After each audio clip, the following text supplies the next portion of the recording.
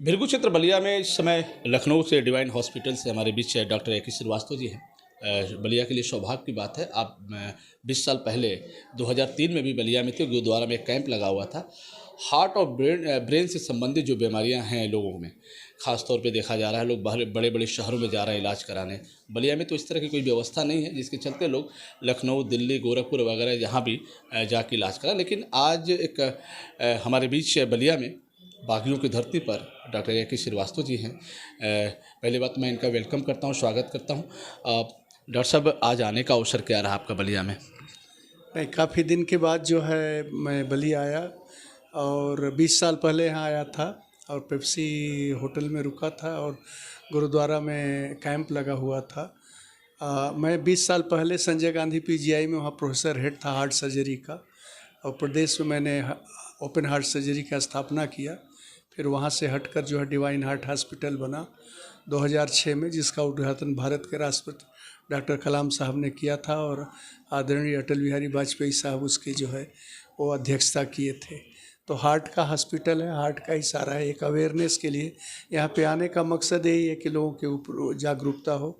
आज के बदलते परिवेश में हृदय रोग एक बहुत बड़ी समस्या हो गई है और उसके जो है क्या प्रारंभिक सिम्टम्स होते हैं, क्या रोकथाम करना चाहिए। और शाम को हम यहाँ इंडियन मेडिकल एसोसिएशन में मेरा गेस्ट लेक्चर है, वो होटल ग्रैंड सिंघानिया में है। तो उसमें यही बताएंगे कि क्या क्या रोग हो रहे हैं। उसमें आज का डिस्कशन है impact of diabetes on heart, मधुमेह का हृदय पर कितना असर है, क्योंकि मधुमेह जो है काफ़ी जो है मात्रा में बढ़ रही है। अगर हम डायबिटीज़ को, ब्लड प्रेशर को और हार्ट रोग को, तीनों को अगर जोड़ दें तो हर 10वें जो है मरीज जो है हर घर में कोई ना कोई मिलेगा, इतनी मात्रा में बढ़ रहा है। और शुगर के तो मरीज़ पूरे जो है देश में हमारे बहुत ज़्यादा हो गए हैं। अब इसको कहा जाता है कि पूरे विश्व की अगर शुगर की राजधानी है तो वो भारत है। तो भारत में जो है काफ़ी इससे रोग बढ़ रहा है शुगर का, उससे हार्ट अटैक हो रहा है, ब्लड प्रेशर बढ़ रहा है। तो उसके जो है उसकी जागरूकता के लिए बहुत ज़रूरी है कि डॉक्टरों को भी बताएं और डॉक्टर लोग अपने मरीजों को बताएं। और आप लोग जैसे हैं मीडिया के द्वारा, वो भी डायबिटीज़ के कितने ख़राब असर होते हैं शरीर पे, क्या प्रॉब्लम होती है। और अगर एक परिवार में डायबिटीज़ हो गया तो बहुत ही महंगी दवाई होती है और दवाई नहीं काम करती हैं और हार्ट पे उसका असर होता है। तो फिर जो है एंजियोप्लास्टी करिए, बाईपास सर्जरी करिए और तरह तरह की चीज़ है। तो मेन मकसद है कि डायबिटीज़ को प्रारंभिक स्तर पर कैसे हम लोग कंट्रोल करें। तो कैसे कंट्रोल होगा फिर? क्या सुझाव है? सुझाव ये है कि कुछ ऐसी चीज़ें हैं जो उनमें, जैसे मान लीजिए कि डायबिटीज़ उन लोगों को होता है जिनको जो है मोटापा है, जो अल्कोहल लेते हैं, कभी इन्फेक्शन हुआ पैंक्रियाज ग्लैंड की पेट में है, उससे जो है डायबिटीज़ हो जाता है, जॉन्डिस हो जाती है, उससे डायबिटीज़ हो जाता है। और सबसे ज़्यादा मानसिक तनाव और मोटापा, ये भी एक बहुत बड़ा कारण है। लोग एक्सरसाइज नहीं करते हैं, डाइट जो है अनकंट्रोल्ड खाते हैं, मोटापा होता है, उससे डायबिटीज़ होता है।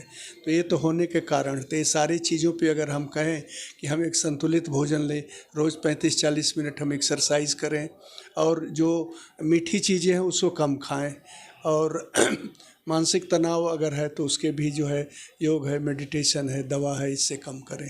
तो ये सारी चीज़ें विधा मतलब अपने जीवनचर्या को एक जो है आपको वो नियमित रूप से करना पड़ेगा और फिर इसके बाद कंट्रोल हो जाएगा। खान पान में जैसे देखा तो फलों का इस समय सीजन है, शुगर जैसे बीमारी की बात बता रहे, बहुत लोग फलों से भी डरते हैं। तो कौन से ऐसे फल हैं जिनको नहीं खाना चाहिए? जितना मीठा फल होगा खाएंगे शुगर बढ़ेगा।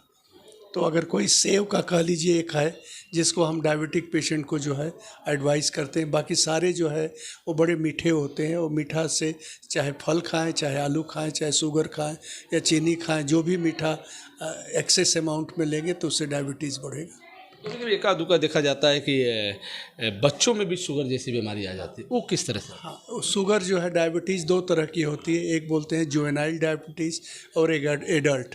तो जुवेनाइल डायबिटीज़ में इंसुलिन की मात्रा बचपन से ही बच्चों में कम हो जाती है, तो इंसुलिन को लेना पड़ता है। वो ख़तरनाक डायबिटीज़ होती है, क्योंकि बच्चे कुछ भी करने के बाद 25-30 साल के बाद फिर उनकी अवधि ज़िंदगी की नहीं होती है। वो 5 साल 6 साल से शुरू होता है और 25-30 साल के बाद जो है वो उनकी फिर जो है मौत हो जाती है, वो नहीं कंट्रोल कर पाते। जो एडल्ट टाइप का है वो जो है लंबी लाइफ होती है, वो 30-35 साल में शुरू होती है और एंड तक अगर कंट्रोल करें तो पूरी नॉर्मल ज़िंदगी जी सकते हैं। डॉक्टर साहब, देखा गया, चूँकि आपने बताया कि आज एक IMA की तरफ से कार्यक्रम रखा गया है। बलिया जैसा पिछड़ा हुआ जिला मानते हैं और यहाँ पे हार्ट और ब्रेन से संबंधित जो भी समस्या है, यहाँ पे बेहतर डॉक्टर नहीं है, उन्हें कहीं ना कहीं बड़े शहर में जाना पड़ता है। तो क्या इसकी मांग होती रही? आप लोग भी जानकारी में है कि पूर्वांचल में बलिया के बाद अगर बात करें बनारस, फिर बनारस के बाद ही आप जाएंगे लखनऊ, लेकिन पूर्वांचल के ज़िलों में हार्ट की बीमारियाँ दिन पे दिन देख लोगों में बढ़ती जा रही है। इसका रीज़न क्या हो सकता है? नहीं, इसका रीज़न तो यही है कि खान पीन में परहेज नहीं है, मानसिक तनाव है, शुगर की है, डायबिटीज़ है, ये तीनों मिला के जो है हार्ट रोग पैदा कर रहे हैं। और अगर इसका जो है कहिए कि कैसे ठीक है, तो बड़ा अच्छा चरक संहिता में लिखा है, पेट नरम, पैर गरम, सिर ठंडा। मतलब संतुलित भोजन कम मात्रा में खाएं तो पेट नरम है, पैर गरम 35-40 मिनट रोज़ जो है एक्सरसाइज करिए तो पैर आपका जो है गरम है, और सिर ठंडा मतलब आप जो है स्पिरिचुअल मेडिटेशन योगा करें तो सिर ठंडा। अगर इस शरीर को इस नियमित रूप से करें तो इन चीज़ों से बचा जा सकता है। मतलब आप चूँकि बलिया में है, अगर ब्रेन और हार्ट से संबंधित कोई भी मरीज अगर हो, यदि आपके यहाँ जाता हो तो उसको लगता हो एक भीड़ भाड़ इलाके में जा रहे हैं, एक भीड़ भाड़ जगह पे जा रहे हैं, डॉक्टर साहब इतने आराम से मिलेंगे कि नहीं, हमारी बात सुन पाएंगे कि नहीं, हमारी समस्या को जान पाएंगे नहीं, हम बहुत पीछे लाइन में लगे हुए हैं। तो ऐसे पेशेंट कैसे आपके यहाँ पहुँचेंगे हॉस्पिटल में? नहीं, जहाँ तक डिवाइन हॉस्पिटल की बात है, कुछ न कोई समस्या नहीं होती है। हम लोग का हार्ट के इलाज करते हैं, हर मरीज जो है हमारे तक पहुँच जाता है, पूरा सिस्टम है वहाँ पे। वहाँ जाएंगे आप OPD में रजिस्ट्रेशन करा के, वहाँ जूनियर डॉक्टर पहले देखेंगे, ज़रूरत पड़ेगी तो जांच करा देंगे, ज़रूरत नहीं होगी तो नहीं कराएंगे। और हम लगभग ऑलमोस्ट हर रोज़ हम ऑपरेट करते हैं, तो हमारी OPD जी 3 बजे से शुरू होती है और जब तक मरीज़ रहते हैं 6 बज जाए 7 बज जाए तब तक जो है हमें देखते रहते हैं, कोई परेशानी नहीं होती है।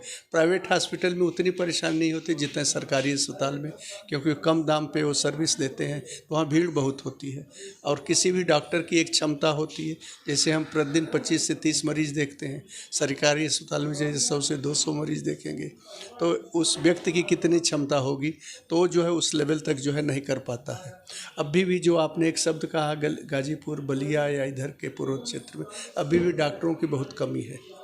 और हार्ट के डॉक्टरों की जनरल भी हार्ट अटैक की इलाज कर लेते हैं, लेकिन जब जांच आएगी इको करने का, TMT करने का, एंजियोग्राफी करने का, तो मेरे ख्याल से इन ज़िलों में वो चीज़ सुविधाएं हैं नहीं, डॉक्टर लोग नहीं आ पाते हैं। जहाँ जहाँ बड़े बड़े शहर है, जिसे डिवीज़न लेवल पे कह लीजिए, इधर पूर्वांचल का जो डिवीज़न है वाराणसी इधर है और गोरखपुर दूसरे तरफ है, तो गोरखपुर में भी सुविधा है, लेकिन ओपन हार्ट सर्जरी के गोरखपुर में नहीं है। बनारस में तो है, बट वो भी सबसे ज़्यादा जो है आज की तारीख में पूरे प्रदेश में जो अगर डॉक्टर मतलब चिकित्सा के क्षेत्र में कहा जाए तो लखनऊ जो है बेस्ट हो गया है।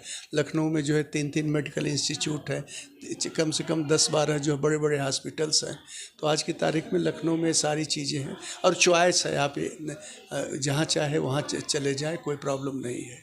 पेशेंट के साथ एक बड़ी समस्या आती है डॉक्टर साहब, ये आती है जब कोई पेशेंट आपके परामर्श लेता है, दवा लेता है, आपके सुझाव पे चलता है, कभी स्थिति ये बनती है कि हार्ट पे कुछ प्रॉब्लम है तो कुछ दवा की मात्रा कम लेनी है या ज़्यादा, कोई परामर्श करना चाहता है या सुझाव लेना चाहता है तो वो फ़ोन से संपर्क नहीं साध पाता है, ऐसी स्थिति में क्या? नहीं, जो हम लोग के फॉलोअप के पेशेंट हैं, अगर वो डिमांड करते हैं तो हम अपना फ़ोन देते हैं, और अगर 12 बजे रात को भी रिंग करते हैं तो हम लोग रिस्पॉन्ड करते हैं। उसके अलावा उनके फाइल पे हॉस्पिटल का फ़ोन नंबर होता है, तो जो इमरजेंसी डॉक्टर हैं उनसे कांटेक्ट करके रिसेप्शन से उनकी बात कही जाती है। बहुत अक्सर ये चीज़ें होती रहती है, जिसे जो हमारे फॉलोअप पे है तो फाइल पे फ़ोन लिखा हुआ है और वो फ़ोन से रिसेप्शन जो है बात करेंगे, वो इमरजेंसी में कनेक्ट करके बात करा देते हैं अगर हमसे नहीं हो पाई तो। चलिए, बहुत बहुत धन्यवाद। आपने डॉक्टर AK श्रीवास्तव जी की चुना, सुझाव के रूप में बहुत सारी चीज़ें मरीजों को मिली। इनका ये कहना है कि हम हमेशा मरीजों के प्रति समर्पित हैं, जिस तरह की भावना मरीजों के साथ हम लोग रखते हैं ताकि वो बेहतर हों, अच्छे हों, स्वस्थ रहें, मस्त रहें। फिर हम आपसे जुड़ेंगे, तब तक इतना ही। जुड़े रहें बलिया आज का समय। रोशन जायसवाल, नमस्कार।